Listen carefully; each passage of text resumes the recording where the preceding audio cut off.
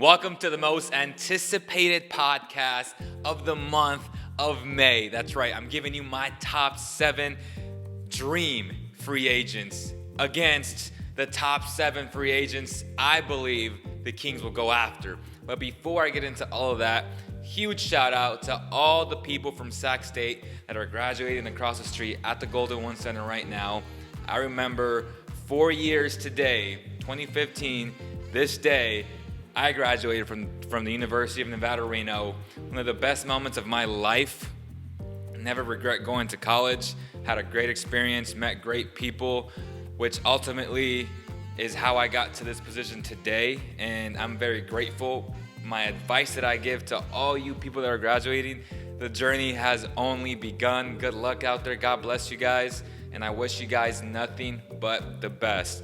I also want to give a huge shout out to regularsuit.com. They got me looking super fresh. That's right, guys. It's prom season. It's wedding season. If you are a guy looking for a quality suit, regularsuit.com has your back. I mean, I feel fresh, I look fresh, and I highly recommend you guys using regularsuit.com.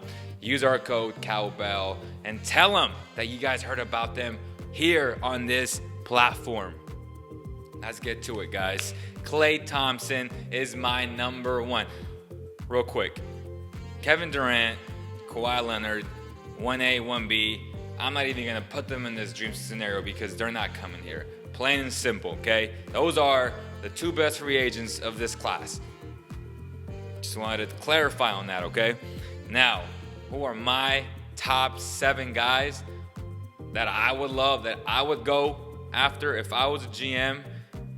My number 1 guy is Klay Thompson. Klay Thompson, to me, is the most stable, underrated player in the entire NBA. The guy can do it on both ends. One of the best shooters of all time. Just such a great defender. There's never ego with that type of guy, and he would fit in just perfectly with the culture here in Sacramento. Can you imagine the lineup of Klay Thompson, De'Aaron Fox, Buddy Hield, and then you bring on Bogdan Bogdanovich as your 4th guard? The Kings are an instant contender. That's right, a contender in the Western Conference to make it to the finals every single year if they get Klay Thompson. Now, will they get Klay Thompson? They won't, but again, this is my top 7, my dream top 7 guys. Klay Thompson is that guy. He's my number 1 guy. I would max him out. My number 2 guy, another stable, maybe the 2nd most underrated stable guy in the NBA, Khris Middleton. Again, dream guy. He's not going to leave Milwaukee. He is a guy that believes in that system. Why would you leave? They're going to go to the finals, potentially even win the NBA championship. So, again, Khris Middleton, not likely, but he's my number 2 on my top 7. Number 3, Tobias Harris. A lot more realistic, in my opinion.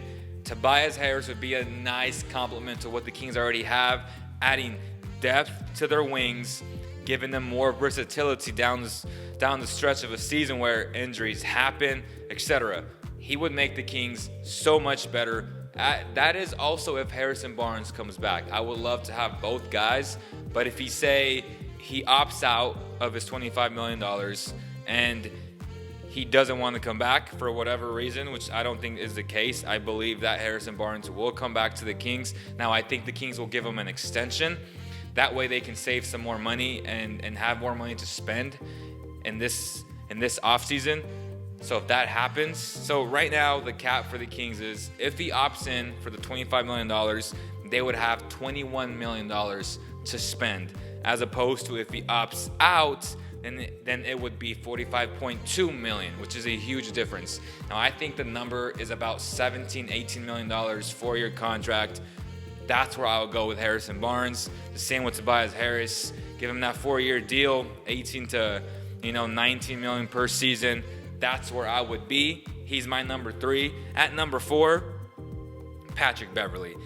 Again, I don't think it's realistic. Why would he leave LA to come to Sacramento, where the Clippers had a marvelous season? He was the heart and soul of that team, and I just don't see him leaving. Now, there are rumors where He may go to Dallas and all that. I don't see him leaving. I think he's in a perfect situation.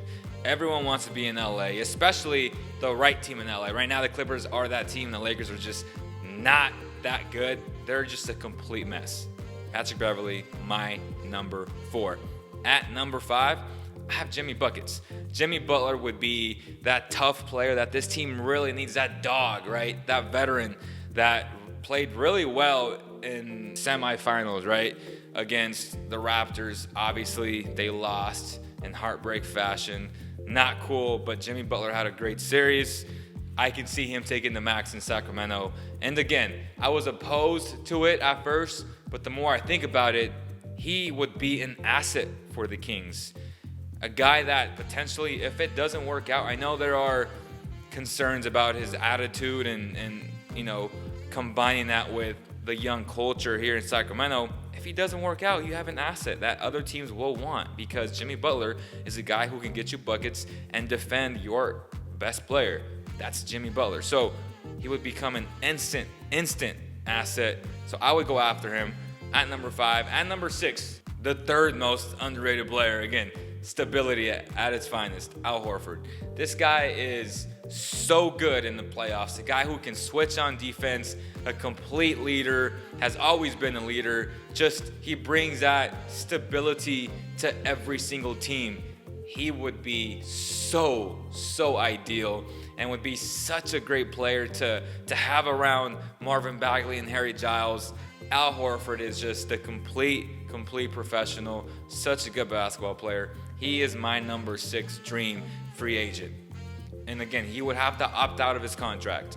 At number 7, I got Bogdan Bogdanovich. I think he fits right away. He is part of my next top 7, which I think is very realistic of him coming to Sacramento because of Vlade's influence overseas and how these guys look up to Vlade and his leadership. I think he fits the culture. He's done a great job in Indiana. If I'm Indiana, I try to keep him, but they have so many question marks. Tyreek Evans won't be there no more, so I don't have to worry about that. But Darren Collison's a free agent. I believe Sabonis is a restricted free agent. They have decisions to make. They may go after a guy like Mike Conley, right? Or after a guy like Kemba Walker. So there is a chance for him to come to Sacramento. Let's go to the top 7 guys who I think the Kings may get that are more realistic. And maybe I don't agree with, but the number 1 guy is obviously Nikola Vucevic from the Orlando Magic. If I'm Vlade, if I was a GM, I wouldn't go after him.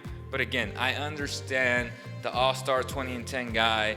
You want to put him in there, but to me, Marvin Bagley is the center of this team. He is the guy that you may start at power forward. Again, it's all semantics, but he's going to play the bulk of the minutes at the 5. As he gets stronger, he's such a great rebounder already at his age. So as he gets stronger, there is no reason to believe that he's not going to be that guy. Okay, at number 2, Nikola Mirotic. I can see them going after him. I would be very happy if they go after him. He's having a great series right now with the Milwaukee Bucks against the Toronto Raptors. Completely agree with that move if they can get him. At number 3, obviously Bogdan Bogdanovich, I kind of already talked about that. Very realistic. At number 4, Jeremy Lamb, a guy who's still young, who's athletic, who's long, who would fit right in with this team. I can definitely see this team going after Jeremy Lamb. At number 5, Danny Green. After the Raptors lose this series, a lot of people believe that this team may just get dismantled. If Kawhi leaves to the Clippers, Danny Green is not staying, so he's a guy that the Kings will go after as a low-key signing, a solid signing who, I understand, he can't dribble, but he can do so many other good things, like play defense, like shoot the ball, even though he hasn't shot the ball particularly well in these playoffs, but I would still like to have him as that depth guy coming off the bench. At number 6, Ricky Rubio, a guy who can potentially back up De'Aaron Fox. I would like that. Brings the defense, brings the passing, a very stable guy off the bench. I would love that. And to me, it's very realistic as well. At number 7, Thaddeus Young is a guy that I would look at. The Indiana Pacers have so many decisions to make, right?